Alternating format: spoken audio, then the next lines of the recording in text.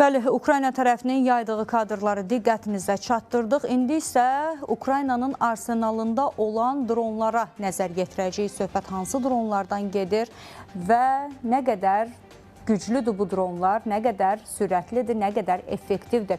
Ukraynanın arsenalında olan PUA-lara dediyimiz kimi nəzər yetirək. İlk olaraq xarici istehsala fikir verək. Mikro, nano dronları görürsünüz birinci şəkildə. Görün nə qədər kiçik, nə qədər xırdadır və eyni zamanda çəkisi cəmi 18 qramdır. Özəlliklərinə nəzər yetirək. Bu yer gəlmişkən onu da vurğulayaq ki, Norveç istehsalıdır. Nano dron hesab olunur. Uçuş müddəti 20-25 dəqiqədir.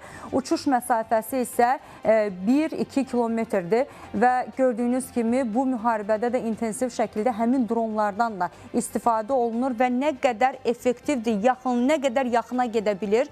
Biz bugün elə kadrlar, təqdim etdiyimiz kadrlarda onu görmüş olduq. Kiçik ölçülü dronlar da var. Burada ABŞ istehsalı olan taktiki pilotlar hesab olunur. Əsas xüsusiyyətləri uçuş müddəti 2 saata qədərdir. Çəkisi 6 kiloqram, 300 qramdır. Uzunluğu isə 1 metrə yaxındır. Daha doğrusu metrə yarımdır. Orta ölçülü kəşfiyyat dronlarına da nəzər yetirək. Bunlar isə ABŞ istehsalıdır, taktiki PUA-lardır. Əsas xüsusiyyətləri isə bu da 20 saata qədər havada qala bilir. Çəkisi 22 kiloqramdır. Digərlərindən daha ağırdır. Uzunluğu isə metrə yarımdır bunun da. Dediyimiz kimi bugün ümumiyyətlə biz Ukraynanın hücum taktikasına da fikir verdik və gördük ki, daha çox dronlardan istifadə eləyir. Başqa hansı dronlar var Ukraynanın arsenalında? Bunlar da xarici istehsallardır. Böyük ölçülü döyüş və müşahidə dronlarına da nəzər yetirək. Burada MG-1 Predator ABŞ istehsalı olan uzun müddət havada qala bilən hücum və kəşfiyyat PUA-larından söhbət gedir. Əsas xüsusiyyətlərinə nəzər yetirək. Uçuş müddəti 24 saatdır. Uçuş hündürlüyü 7000 metrdir. Sürəti isə saatda 135 kilometrdir. Digəri isə bizə çox tanışdır. Ermənilərə də tanışdı. Bayraktar təbii ki, Türkiyənin Baykar şirkəti tərəfindən istehsal edilən əsasən uzaq məsafəli kəşfiyyat üçün istifadə olunur. Əsas xüsusiyyətləri təyinatı, kəşfiyyat və zərbədir. Uçuş müddəti 27 saatdır. Uçuş hündürlüyü isə maksimum 8000 metrdir. Dediyimiz kimi bu Ukraynanın arsenalında olan xarici istehsal olan PUA-lar idi ki, bugün aktiv şəkildə Rusiyaya qarşı hücumlarda istifadə olunur. Biz az sonra Rusiyanın da təbii ki, tərkibində hansı PUA-lar var, onlara da diqqət yetirəcək. Amma hələ ki, Ukraynanın tərkibində olan digər yerli istehsal olan PUA-lara da nəzər yetirək. Burada da 4 PUA əks olunub. PD-2 Ukraynada hazırlanmış çox məqsədli kəşfiyyat və döyüş dronudur. 10 saata qədər uçuş müddəti var. Biz elə kadrlardan da onu görürük.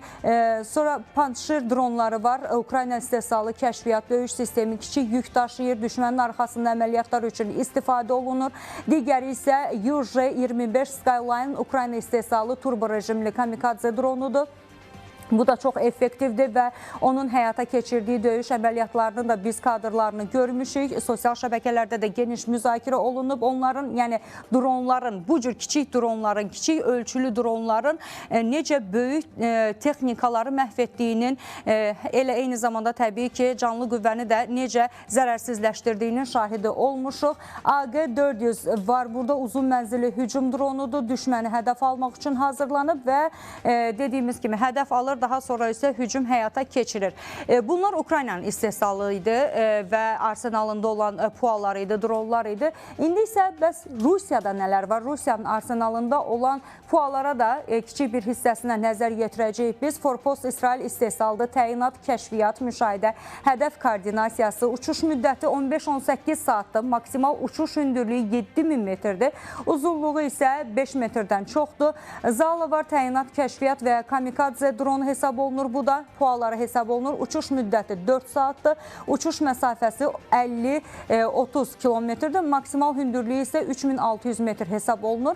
Digəri isə kamikadze versiyasıdır. Zala Lancet, partlayıcı başlıq 1-3 kiloqram hədəfə çırpılaraq zərər verir. Sürəti isə 80-100 saatda. Eyni zamanda uçuş məsafəsini də nəzər yetirək. Bu da 40 kilometrdir. Bu Rusiyanın arsenalında olan PUA-lar idi və bir daha diqqətinizə çatdıraq ki, son günlər xüsusilə də qışda doğru intensivləşən bir dron hücumları həyata keçirilir. Həm Rusiya tərəfindən, həm Ukrayna tərəfindən. Digərinə də nəzər yetirək, Rusiyanın arsenalında olan PUA-lardan superkamlar var, S-100-lər, təyinat taktiki kəşfiyyat, uçuş müddəti 2-4 saat arası dəyişir, uçuş məsafəsi də 50-70 kilometrdir və sürətinə də nəzər yetirək, bu da çox sürətli hesab olunur, saatda 60-100 kilometr sürət yığa bilir. Elron 3SV təyinat qısa məsafəli kəşfiyyat və müşahidədir. Uçuş müddəti 2 saatdır, uçuş məsafəsi 25-50 kilometrdir, maksimal uçuş hündürlüyü isə 5000 metr hesab olunur. Orionlar var, bunların da adı bizə çox tanışdır, çünki müharibə ərəfəsində xüsusilə istifadə olunurdu. Rusiya tərəfindən elə Ukraynanın da zərərsizləşdirdiyi var idi. Onların da kadrlarını biz izləmişik. Gələn görüntülərdə var idi bunlar. Təyinatı, zərbə və kəşfiyyatda uçuş müddəti 24 saata qədərdir. Faydalı yük əmsalı 200-250 kiloqramlı, uzunluğu isə 8 metrdir. Şahid dronları var. Bu da İran istehsalıdır. Bunun da adını çox eşitmişik biz. İran-İsrail 12 günlük müharibəsində də bunların adını biz çox eşitdik. Uzunluğu 3 metrdir və 3-4 daha doğrusu metrə yaxındır. Çəkisi 200 kiloqramdır. Partlayıcı başlığı 30-50 kiloqram tutur. Uçuş məsafəsi isə 1000-2500 kilometrdir. Dediyimiz kimi Rusiya arsenalında olan PUA-lar idi. Bunlar da onları da diqqətinizdə çatdırdıq.